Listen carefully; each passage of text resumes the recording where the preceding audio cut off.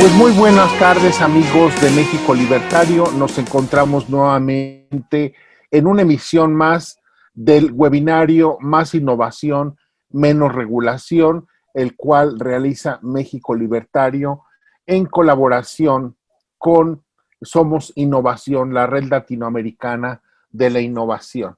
En esta ocasión nos acompaña el doctor Fausto Kubli García. El doctor Kubli García es catedrático de la Facultad de Derecho de la Universidad Nacional Autónoma de México, es investigador en diversas áreas del derecho y ha venido escribiendo y haciendo algunas investigaciones en materia de las novedades que incorpora el nuevo Tratado de Libre Comercio entre México, Estados Unidos y Canadá, el TEMEC.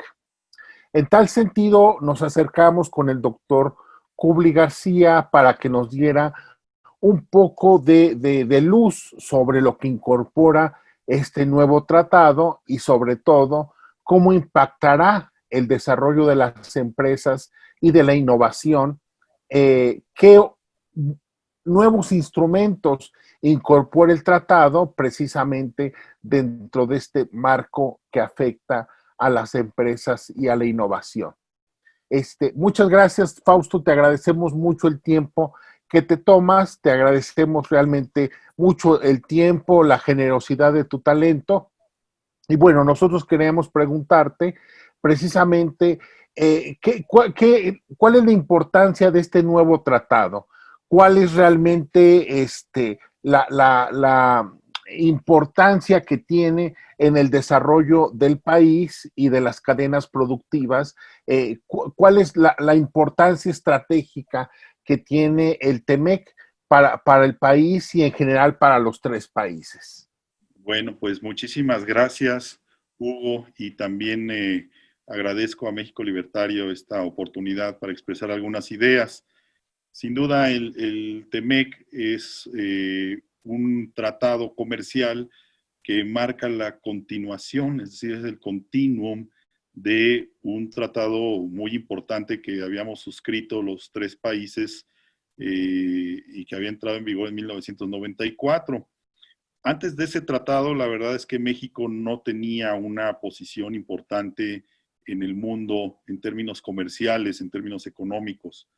Si recordarás, en 1982, pues viene una crisis impresionante por los precios del petróleo, en tanto nosotros teníamos nada más como una materia de exportación el petróleo. Entonces éramos un país que tenía una dependencia enorme a una sola mercancía.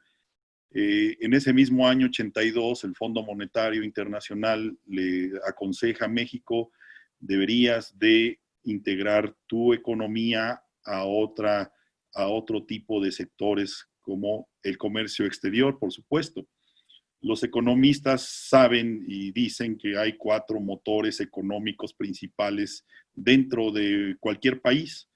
Uno es pues la política fiscal hacendaria, el poder público se va a llegar de dinero a través de los impuestos y también va a conducir la economía a través de la aplicación de estos impuestos. Otro de estos grandes motores pues es sin duda la política monetaria, también es un importante motor de movimiento económico el marcar las tasas de interés, el poner a circular más o menos moneda, el igualar la inflación con el papel moneda. Eh, Otro de los motores es la creación o supresión de empresas públicas que también pueden detonar desarrollo económico. Pero un cuarto motor y también muy importante, y yo creo que ahorita es justamente lo que todos los países buscan, es el comercio exterior. El comercio exterior es sin duda una de las maquinarias más poderosas que tiene un país para poder tener desarrollo, crecimiento, en fin, una serie de virtudes. ¿Por qué es tan satanizado el comercio exterior si tiene una gran cantidad de cuestiones positivas? Pues sencillamente porque no se ha entendido muy bien. El Tratado de Libre Comercio, cuando inicia su vigencia en el año de 1994, en México hubo voces, y todavía hay voces que están en contra de esto, que me parece ya algo totalmente desfasado. Eh, a partir de eso comienza a haber una serie de procesos que los teóricos le llaman de integración económica. Es decir, comienza a haber una fusión dentro de la propia región en términos económicos. Para México significa mucho y es muy importante porque además nos da una membresía, es decir, como si tú entras a un club, para poderle vender bienes y servicios al mercado más grande del planeta. Es decir, tenemos a 12 horas de aquí de la Ciudad de México los Estados Unidos, los cuales son el gran consumidor de este planeta, teniendo la cuarta parte del consumo del mundo. Entonces, no hay que olvidar que este proceso de integración pues incluye también la industrialización del país, de México. Y a partir de 1994, pues empiezan a rehacer carreteras, a tener plataformas de exportación, a tener logística, a crear una serie de maquilas en todo lo largo de México, sobre todo del norte, para poder tener mercancías que se exporten a los Estados Unidos. Todo eso le ha dejado mucho a México. Eh, ha sido durante más de 2 décadas este comercio, que hoy estamos hablando de $1 millón por minuto de comercio exterior, solamente entre México y Estados Unidos. Y si contamos los tres países, es 2.5 millones de dólares por minuto. Entonces, imagínate ese caudal tan inmenso que significa el libre comercio en la región. Ese resultado es consecuente con el nivel de integración industrial que hay entre los tres países. Es decir, podemos hablar de la economía de México, claro que sí, y de la de Estados Unidos y de la de Canadá, pero también podemos empezar a hablar de la economía de la región, de la economía en conjunto de los tres países, sobre todo en determinadas ramas industriales en donde ya existen nexos muy íntimos, en donde ya hay casi el mismo nivel económico, es decir, si se afecta a México, se afecta a Estados Unidos, se afecta a Canadá, porque es el mismo modelo integracionista que tenemos ya los tres. Y te hablo del sector automotriz, del sector agrícola, en fin, hay muchas ramas que están ya íntimamente integradas. Entonces, el TEMEC trata de reconocer esa integración más allá de crear una regulación para ello. Es el reconocimiento de esta intimidad económica que existe dentro de la región, dentro de la economía de América del Norte, si podemos hablar ya como los inicios de una unidad económica dentro de este subcontinente norteamericano. Tenemos también así una gran cantidad de nuevas materias que entraron en la regulación del TEMEC. Esto sin duda no es algo que se haya innovado en la región, obedece más bien a una serie de cambios que ha habido en los tratados de libre comercio globales. Tradicionalmente los tratados de libre comercio pues abordaban materias relacionadas con mercancías, servicios, propiedad intelectual e inversión y solución de diferencias. Párale de contar. Pero hay ahora en esta época, digamos en esta última década, una nueva tendencia, unos nuevos tratados de libre comercio de nueva generación. Y estos tratados de libre comercio integran otro tipo de materias que si bien no son netamente comerciales, sí tienen una afectación directa e inmediata con el comercio. Por ejemplo, el medio ambiente. El medio ambiente pues es una materia independiente, autónoma, digámosla, pero si se ponen a pensar el medio ambiente, cualquier modificación que tú le hagas a la política ambiental, pues va a tener repercusiones en la política económica y viceversa. Si tú haces alguna modificación a la política económica, pues la política ambiental va a modificarse. Entonces, también desde hace mucho el sistema multilateral de comercio, que es la OMC, reconoció que el medio ambiente y el comercio sufren tensiones y que de alguna manera deberían de conciliarse esas tensiones. Pero también estamos hablando de materias como rendición de cuentas que también afectan al comercio. Estamos hablando de materias como mejora regulatoria, como algo que afecta al comercio. Estamos hablando de materias como la laboral.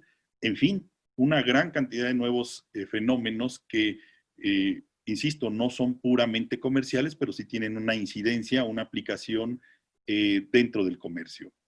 Pues mira, muy interesante, Fausto. Ahora bien, este nuevo tratado que acaba de entrar en vigencia entre los tres países incorpora una serie de nuevos capítulos que en el 94, durante la negociación del 93, no se habían establecido. No sé, pienso en las cuestiones sobre comercio electrónico, propiedad intelectual, propiedad industrial, y que me parece que podría ser muy útil que la gente tuviera en su mente para ver el impacto que va a tener este nuevo tratado en muchas de las actividades diarias de todos nosotros. Así es. Con el Tratado de Libre Comercio de América del Norte se suscribieron dos acuerdos, uno de cooperación ambiental y otro de cooperación laboral. Ahora este nuevo TEMEC ya tiene capítulos enteros dedicados a medio ambiente y también a la cuestión laboral. De propiedad intelectual, básicamente también hubo muchísimas reformas en el sistema de patentes, por ejemplo, en el sistema de marcas, en algunos que otros de diseños industriales. El comercio electrónico pues no existía en el nivel ni en el grado del año de 1994, entonces eso sí era una urgencia de reconocer, porque ahorita pues, la mayoría de las transacciones están teniendo como vía, como canal, el comercio electrónico. Entonces, vemos que existen muchísimas de las materias nuevas de este TEMEC que están siendo incorporadas con la intención justamente, por un lado, de actualizar a la época las relaciones comerciales, pero también por otro lado con la intención de abordar temas que son de mucha sensibilidad y de mucho impacto en el comercio dentro de la región. De esta manera tenemos, por ejemplo, la cuestión laboral que sin duda ahorita está teniendo una gran cantidad de auge dado al reclamo que pretenden hacerlas a partir de la plataforma del Partido Demócrata de los Estados Unidos, que son los sindicatos, hacia México, ¿no? En donde de alguna manera pues se reclama que no se cumplan las leyes laborales mexicanas. Y yo he sostenido en otras conversaciones, mi querido Hugo, que el TEMEC es un tratado de compliance, dicen. Ahora está muy de moda esa palabra, que no es más que de cumplimiento. El compliance es una serie de estrategias, de normas, de disposiciones, de políticas relacionadas con el cumplimiento de la ley. Y el TEMEC por todas partes está abonando al cumplimiento de las normas. Por ejemplo, las grandes obligaciones que adquirimos en materia ambiental a partir del TEMEC es que cumplamos nuestras propias leyes, que cumplamos nuestras propias disposiciones que nosotros mismos nos hemos dado. Ni siquiera nos están poniendo un estándar o un nivel, por ejemplo, de contaminación. Sencillamente, bueno, tú tienes tu ley general del equilibrio ecológico, tus leyes ambientales, cúmplelas. Con eso ya estás cumpliendo con el tratado. Si la ley establece que debe haber una manifestación de impacto ambiental para hacer un tren o una refinería o un aeropuerto, pues sencillamente se tiene que cumplir eso. Y al cumplir con la ley estamos cumpliendo con el tratado. Entonces, esa idea de cumplimiento de la ley es justo, pues tú lo sabes como persona dedicada a la promoción de la libertad, pues el Estado de Derecho, el Estado constitucional de Derecho es uno de los pilares para que funcione la libertad. Sin esta idea de Estado de Derecho, pues estaríamos dando, como dicen, tientas de ciego y seguramente pues vendría mal causa. Para México es importantísimo que nos sentemos y reconozcamos que la ley debe tener otra apreciación, no solamente desde la ciudadanía, sino desde las mismas autoridades. La ley es el nexo, es el vínculo, es el vehículo único que puede tener una autoridad para poder ejercer su poder. Si se extralimita de esa ley, pues sencillamente estamos entrando en un abuso, en un autoritarismo. Entonces, esa actitud que tiene el TEMEC de alguna manera hacer el refuerzo, el enforcement, como dicen en los Estados Unidos, del cumplimiento de la ley, se me hace algo positivo para México. Es algo muy necesario porque se convierte en otro de las muchas herramientas que se tienen en México para que se cumpla la ley. Tenemos también, por otro lado, un elenco enorme de capítulos en donde en todo caso, en todos los capítulos que he leído del TEMEC, que han sido todos, se menciona la palabra transparencia, se menciona la palabra, el concepto de rendición de cuentas, es decir, las relaciones comerciales que deben existir entre los tres países deben de ser abiertas, deben hacerse de manera pública. Y eso es algo que también México tiene como mucho pendiente de ya no estar haciendo las cosas a escondidas, sino más bien la apertura total, que es justamente una de las herramientas importantes que se requieren para combatir a la corrupción.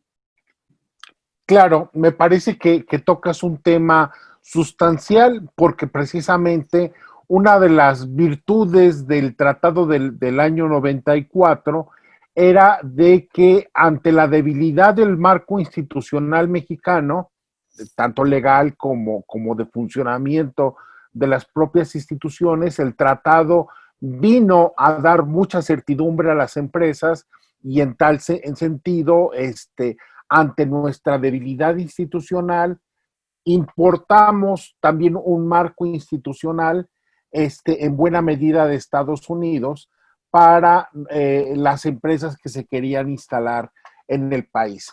Pero bueno, una de las grandes problemas mexicanos, y tú lo sabes mejor que nadie, es la impunidad y la falta de cumplimiento en nuestras propias regulaciones. Ahora, como bien señalas, bueno, pues hay una carga necesaria, ya no solamente de ajustar las leyes, sino de cumplirlas. Y eso es una cuestión importante, independientemente del juicio que tengamos sobre el proceso legislativo. En tal sentido, me parece que coincido contigo en ese sentido de que va a tener un impacto positivo porque no solamente es legislar por legislar, sino ahora se trata, el acento es poner el punto en cumplir. Ahora bien, también hay un capítulo laboral que puede ser bastante gravoso y yo creo que eso podríamos dejarlo para después, pero sí es una cuestión que en algún momento habrá que ver, sobre todo cuando se empiece a aplicar en las empresas y empiecen las denuncias que seguramente las habrá de los actores norteamericanos. Pero yo quisiera, sobre todo, Fausto, que me pudieras comentar, bueno, este marco que implica cumplimiento, que implica una lucha contra la corrupción y una búsqueda de transparencia, que implica también un nuevo marco legal en materia de energías y de cuidado al medio ambiente. ¿Cuál es el impacto que tú crees que va a tener en relación con las empresas y con nuestro tema, que es precisamente el de la innovación, que es el que nos preocupa a nosotros en particular? Excelente pregunta. Mira, hay una hipótesis que dice, en un sistema corrupto, en donde todo lo solucionas con portafolios llenos de dinero, porque la autoridad es débil y porque las leyes no están reforzadas por la política pública, no necesariamente ahuyentas la inversión. Es decir, sí llega la inversión, pero llega la inversión mala, la corrupta, la que funciona con estos niveles. Eso es algo aparentemente cierto, válido. Pero por otro lado, existe justamente la otra hipótesis, es decir, si tú mantienes un estado limpio, un estado que cumpla con las leyes, pues también vas a atraer la inversión. En el derecho ambiental existe la tesis de Porter. Esta dice, bueno, el inversionista va a un país en donde las leyes ambientales son laxas o donde puedes darle mordida a la autoridad para poner tu giro industrial, y eso atrae inversión.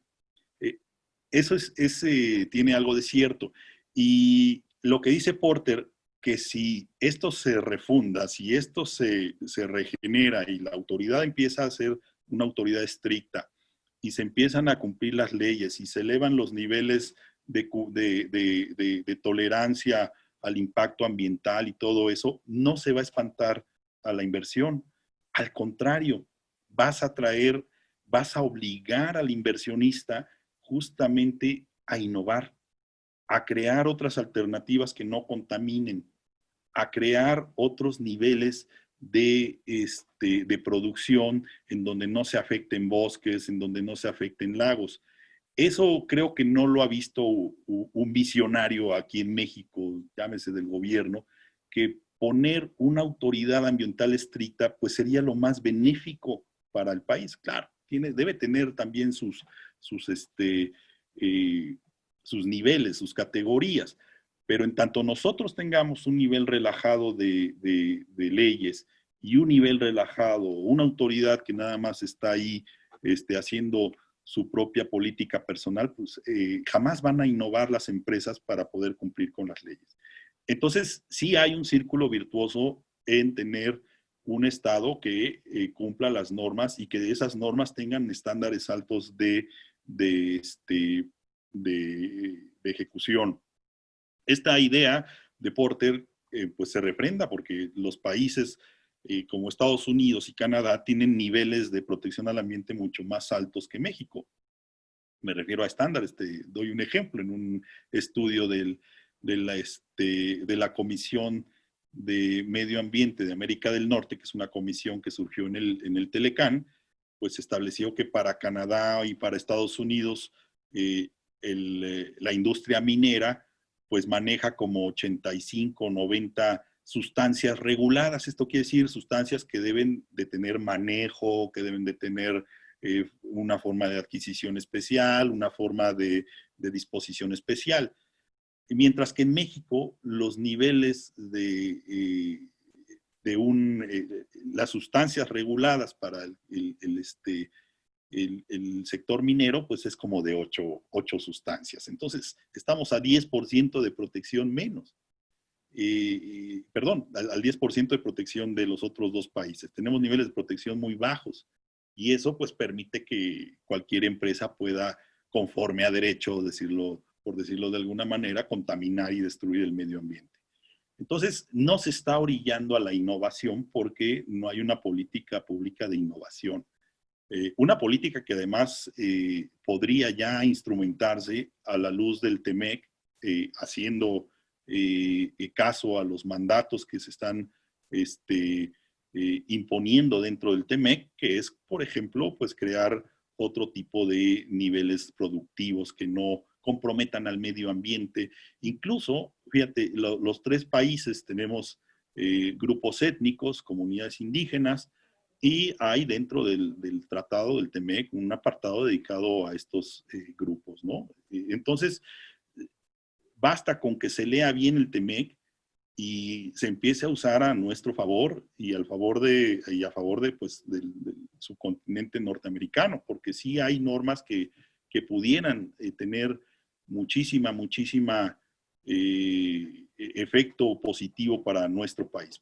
Sin duda tendríamos que llevar a cabo una política pública nueva, moderna, innovadora, en donde la ciencia y la tecnología estuvieran casi en el primer plano de la política pública de desarrollo, ¿no? Porque si algo tiene la ciencia y la tecnología y la innovación, por supuesto, es que no solamente provocan desarrollo económico, también son consecuentes con el desarrollo sustentable y por supuesto que una política científica también es consecuente con desarrollo humano. ¿Por qué? Porque para una política científica necesitas una política educativa sólida. Entonces ahí tienes tú una de las claves de las que podría tomar el gobierno de México para poder crecer a partir de niveles de innovación y con las propias herramientas del TEMEC. No sé si contesto tu pregunta. Sí, sí, bastante bien, Fausto. Y bueno, me parece que precisamente das el clavo cuando hablas precisamente de que un mayor cumplimiento de la ley y un mayor cumplimiento de nuestros propios tratados que nosotros suscribimos, bueno, obliga precisamente tanto a nuestro gobierno como a las empresas a un mayor nivel de innovación y de ponerse al día. Claro, ahora vamos a ver si el gobierno mexicano lo entiende, porque ya sabes ese dicho tan mexicano que tenemos de que prometer no es lo que aniquila, ¿no? Ese cumplimiento lo que realmente tiene el problema.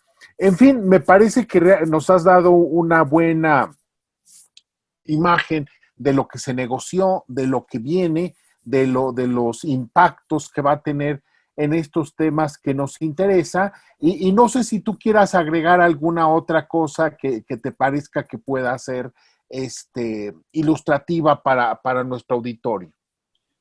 Pues mira, insisto en que debemos de usar estos instrumentos internacionales que tiene México como una herramienta para ir construyendo a México, para ir construyendo nuestra propia realidad.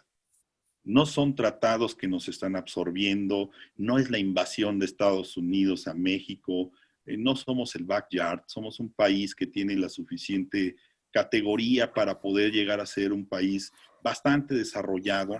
Tenemos jóvenes muy brillantes, tenemos muchísimas de las cosas que necesita un país para poder sobresalir. Solo necesitamos las herramientas y el Estado, el poder público, debe de facilitar esas herramientas. Ahorita tenemos unas crisis impresionantes en materia de seguridad, por ejemplo. Eso es algo que también no es un escenario propicio para invertir. Tenemos problemas de cumplimiento de la ley desde la propia autoridad. Tenemos problemas de corrupción hasta llegar a elementos característicos culturales de nuestra idiosincrasia mexicana. Todo eso tiene que combatirse. El problema es que necesitamos política sin política. Me explico. En español no tenemos la diferenciación que hay en inglés entre politics y policy. Politics es la idea de la política, del consenso, de los actores políticos, de los acuerdos. Y policy es la política pública. Entonces, el país debe guiarse más por políticas públicas que por políticas de consenso. Ahí es donde tenemos un gran reto los mexicanos. Y el tratado entre México, Canadá y Estados Unidos, este TEMEC, puede simbolizar, puede significar una oportunidad para poder enderezar este país. Entonces, pues sí, yo creo que vale la pena estudiarlo, sobre todo la parte de solución de controversias, en donde también cualquier política, cualquier disposición que afecte al comercio puede ser materia de solución de controversias en México. Entonces, imagínate, también ya estamos traspasando el umbral y hasta un reglamento de tránsito, si se demuestra que está afectando el comercio entre los tres países, pues sin duda va a provocar que el mecanismo de solución de controversias se active. Entonces sí tenemos una gran oportunidad ahí. Así es, Fausto.